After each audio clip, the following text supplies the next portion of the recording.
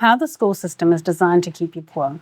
Think back to high school. You probably spent weeks memorizing the timeline of the Ottoman Empire, hours learning how to find the hypotenuse of a right triangle, and an entire semester analysing Shakespeare. Now ask yourself this. When did you take a class on how to read a credit card statement? When did anyone explain to you what a retirement plan is, how compound interest can make you rich, or how crushing student loan debt can be? If you're drawing a blank, you're not alone. The silence in our schools about money is deafening. But what if the silence isn't an accident? What if it's by design?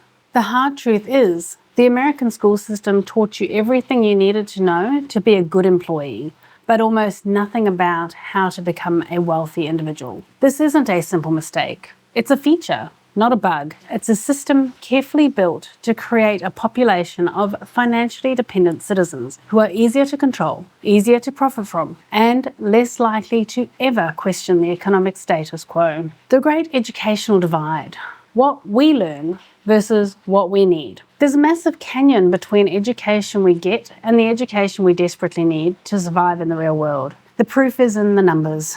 And the numbers are staggering. Polls constantly show that a vast majority of Americans, about 83%, believe financial literacy should be a required course in school. In fact, when young adults are asked what classes would have helped them most in life, they don't say chemistry or calculus, they say money management. A 2025 survey showed that 72% of adults feel they'd be in a better financial spot if they'd been taught about personal finance earlier. The demand is almost universal. So, where's the supply? It's practically a ghost town. Your access to this crucial knowledge is basically a lottery based on your zip code. Now there has been some progress, but even today, only about half the states guarantee that a student will take a personal finance course to graduate. And a lot of these mandates are brand new and haven't even fully rolled out yet. This means for decades, and for millions of students right now, the most important subject for their actual survival is treated like a second-class citizen in the kingdom of curriculum. Instead of learning how to build wealth, we're trained how to perform tasks. We learn history to remember dates for a test, not to understand the economic cycle that creates booms and busts. We learn maths to solve abstract problems,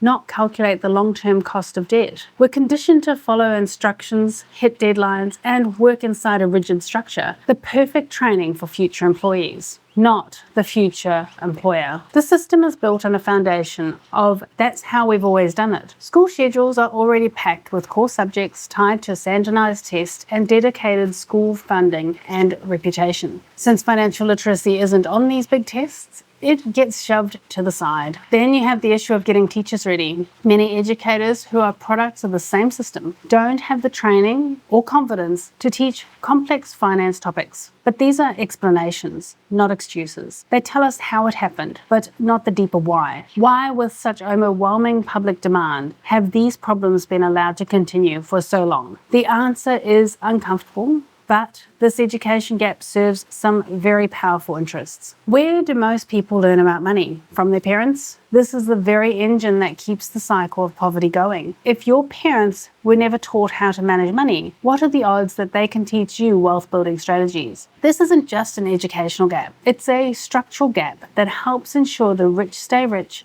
and everyone else stays right where they are. The architects of ignorance. A system by design. To understand why this gap exists, you have to ask a simple, brutal question. Who benefits? Who profits from the population that doesn't know the difference between good debt and bad debt? Who wins when millions of people can't read a loan agreement, don't know how to invest, and live in constant fear of financial emergency? The answer is pretty clear. A multi-trillion-dollar financial industry and the economic elite at the top. Let's just call this what it is. A hidden system. Many critics argue that the lack of financial education isn't just because of a crowded curriculum. It's a form of control. A financially illiterate public is the perfect customer. They're more likely to get into high-interest credit card debt. They're more likely to sign up for predatory loans with crazy payment schedules. They're more likely to pay pointless fees and penalties that fatten the profits of huge financial institutions. Think about this. In 2022, credit card companies charged Americans a record-breaking $130 billion in interest and fees.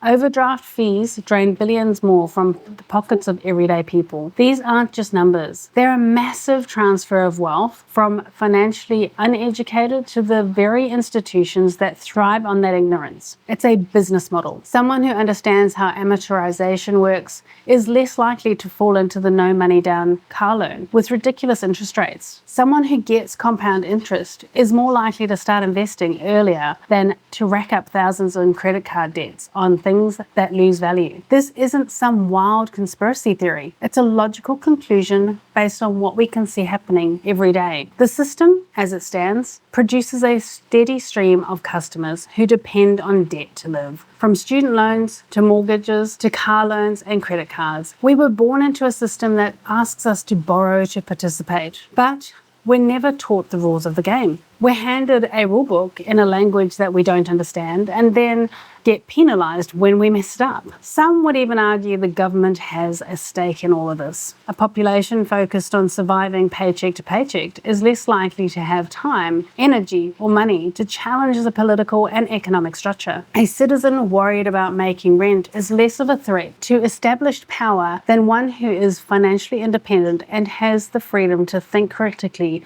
about the system. By failing to empower the citizen with financial knowledge, the government helps maintain a dependent and therefore more manageable population. And what this really does is supercharge the wealth gap. Financial knowledge is a form of capital. If you have it, you can navigate the system to your advantage, building wealth through investments and smart debt. If you don't, you're prey for the same system. And this isn't spread out equally. Schools in low-income areas are far less likely to offer any financial education, pouring gasoline on the fire of systemic inequality. It ensures the ladder of economic mobility is pulled up, leaving millions stuck at the bottom. If you're starting to see the deck has been stacked against you and you want to learn how to play the game by your own rules, do me a favor and hit that like button and subscribe to the channel, because what we're talking about today is just the tip of the iceberg. The system may be designed to fail you, but your future doesn't have to be. The lifelong sentence, the real cost of ignorance. The consequences of this designed ignorance aren't just ideas. They are daily, grinding reality for most people. This isn't about being bad with money. It's about being systematically set up for a life of financial struggle.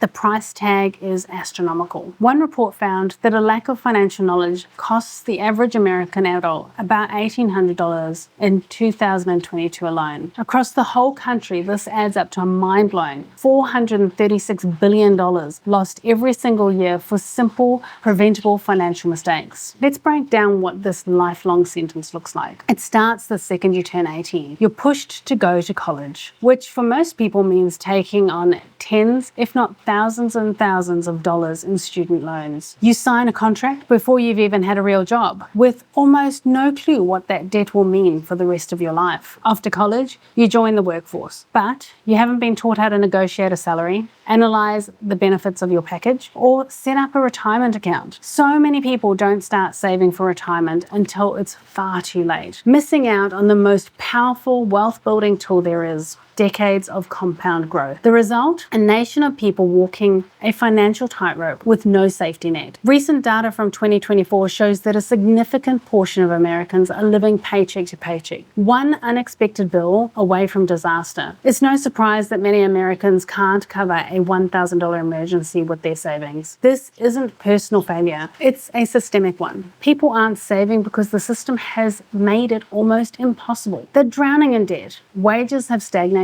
and they were never given the tools to plan for a different life. This financial stress has deep psychological effects.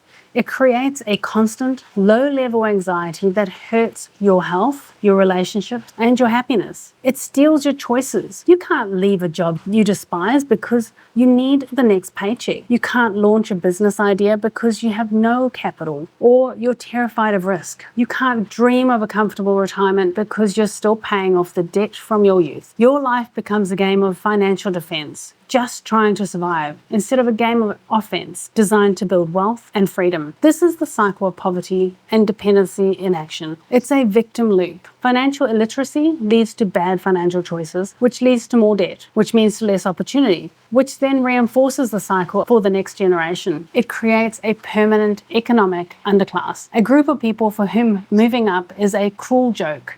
And it makes sure that the power, the real power that comes from financial independence, stays in the hands of the select few. The cracks in the wall, a glimmer of hope. It would be easy to just paint a picture of doom and gloom. And while the situation is serious, we are starting to see cracks in the fortress of ignorance. The public is waking up and the pressure is building. In just the last few years, we've seen a huge shift. The number of states requiring personal finance courses to graduate has jumped significantly, with 27 states now having such a mandate as of early 2025. States like Florida, Michigan, and Pennsylvania have passed laws to make these courses mandatory, a clear sign that the old way is no longer acceptable. This is a massive step forward. It's proof that when people speak up, they can force politicians to act. It proves that change is actually possible. But let's not pop the champagne just yet. These new laws are just the first round in a long, tough fight. Rolling them out is slow and messy. A law doesn't magically create a curriculum or train a teacher overnight. Many of these new requirements are for a single half-credit course, just a drop in the bucket compared to the years we spend on other subjects. It's a start, but it's not the final solution. Plus, the equity gap is still a huge problem. Even with these new state rules, there's a big risk that schools in richer districts will get better resources, more qualified teachers, and stronger programs than schools in underserved communities. Without a real focus on making sure implementation is fair for everyone, these new laws could accidentally make the wealth gap even wider. The system is fighting back.